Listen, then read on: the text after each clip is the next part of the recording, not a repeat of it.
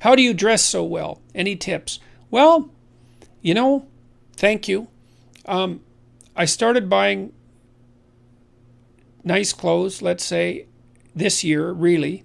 I had some decent suits before that. I did some research online to find out who good suit manufacturers were. You can look that up. But before this tour, I went and talked to a good tailor, expensive place. I felt terrible spending so much money on clothing.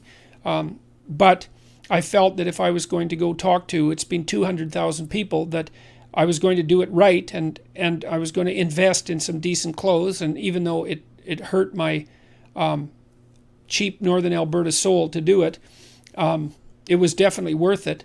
So you go talk to someone who knows what they're doing. Go talk to an actual tailor, and you can do some research online. There's lots of resources online that are devoted to helping men figure out how to dress. 3-piece suits look really good. I've got them tailored and fitted, so they're not bespoke suits.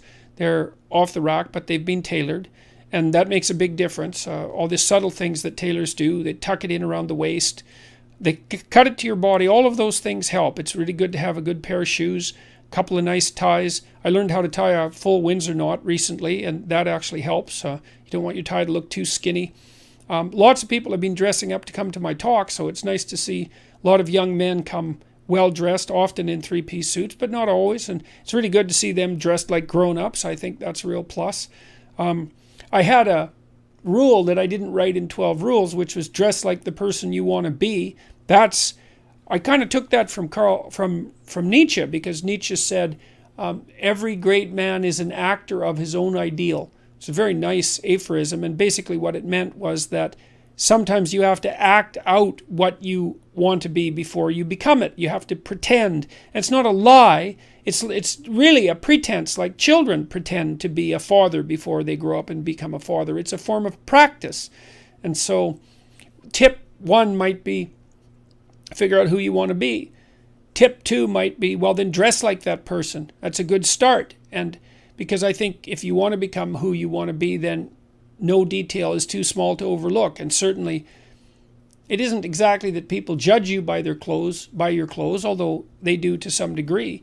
It's that if whatever you can have going for you, you might as well have going for you. That's how it looks to me. And certainly my experience has been that the response to my improved wardrobe has indicated that the investment was clearly worth it, indisputably and clearly worth it. And it's nice to be dressed sharply to go in front of an audience. It's a sign of respect to the audience. There's other ways of showing respect to an audience, but that's certainly one.